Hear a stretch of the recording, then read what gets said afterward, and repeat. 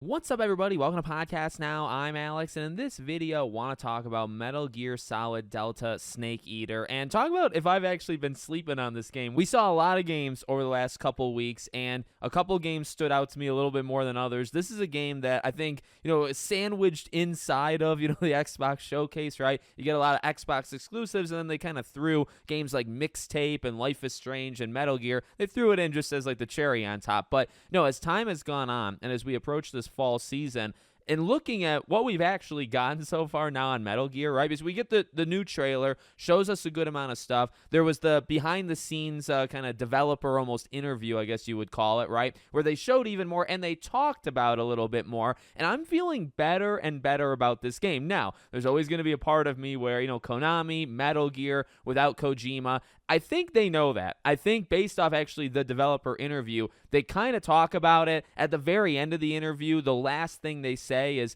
basically keeping us honest. Keep us honest, stay on us with what we're about to do, right? And actually, they even also say in that interview that they want the fans to judge if the team is even qualified to do Metal Gear Solid in the future. So, like, if this game fails, if they're honest with themselves, if they're honest with what they said, I feel like they would kind of peace out and say, okay, this isn't going to work. So, a lot of the behind-the-scenes talk of this game has honestly been overwhelmingly positive. It seems very, self-reflective, where they understand the situation. They're trying their best. They want to hear from fans, right? They want people to be honest. Ultimately, the game is going to decide. The game's going to come out. It's either going to sell or not sell. It's either going to be good or not good, right? But they are saying, I think, the right things. Then you look at the game itself, and, the first time they showed it, looked good, but, cinematic. I guess you can kind of get a sense for, the art style and the visuals that they're going for in modern technology. But then now we've seen it and heard about some of the more, fine details. And I think the first thing you have to do is think about just how good of a game the original was. Really,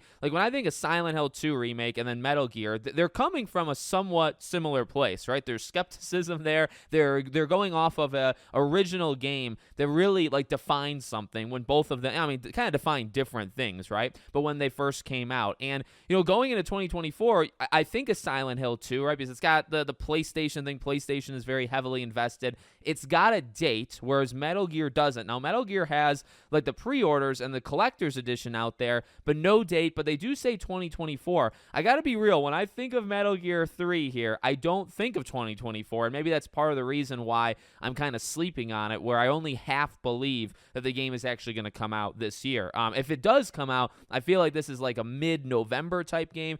I assume you'd want to separate it from Silent Hill. You wouldn't want it to come out in the same month. So October's gone. There's no way it's September. Otherwise, they would have already given the date. And so I just think, November or even early December, kind of by default, right? But there's a part of me that just, almost doesn't believe it's coming out this year. That's part of the reason that I'm sleeping on it. But also, I didn't think it would look this good.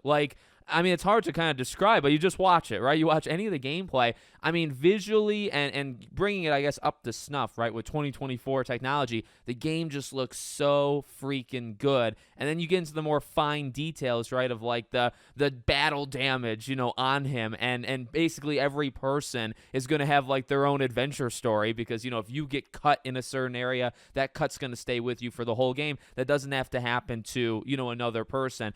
They're respecting the original while also modernizing it. And, whenever you say that, that's kind of controversial, but they're literally separating them, right? So you can play it with the original camera style, or you can play with a more modern camera style. So, they're doing things to bring it up to modern, but if you hate that, you can still get the experience of, the remade kind of possibilities of this game, but using the old style. We get to see some of the locations. We get to see some of the iconic cutscenes. They didn't show too much, and especially I think there's the 10-minute kind of interview thing that they did, and not all of it is actual gameplay, right? But from what we've seen so far, I'm just thoroughly impressed. I think a lot of it has always come down to the original. And it's the same thing for Silent Hill, right? If you're remaking a game that's mediocre or even just good, that's one thing. When you're remaking a literal classic, well, you're already starting from a certain high ceiling, right? Because it's the game is already really good. So I guess you're almost analyzed even more now of, okay, well, you can't change certain things. And that is something they mentioned just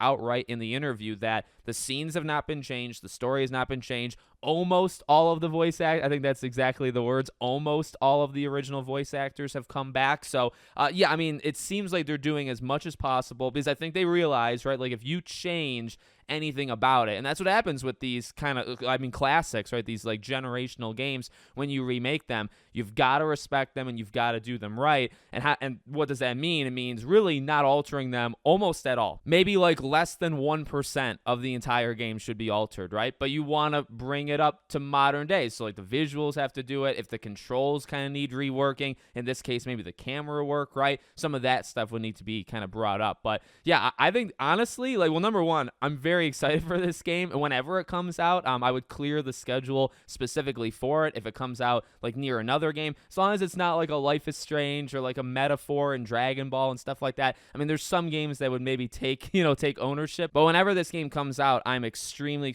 excited for it. And could it be like a Game of the Year contender? I mean, that is a huge jump. It's a huge claim or even expectation. But again, I keep going back to it. You go back to like the original game. The original game is a Game of the Year contender. It's a Game of the Year type thing. And so if you just do the remake, it could be one. It should be actually one of the better remakes of all time. It should be right up there with RE4, RE2. Resident Evil has done an extremely good job with remaking, but Shadow of the Colossus, Demon Souls, it should be in that category. And I would assume that would mean it's a very good game. So let me know what you guys think in the comments. Make sure as always you're subscribed to the channel, bell icon turned on. I hope to see you all on the next one.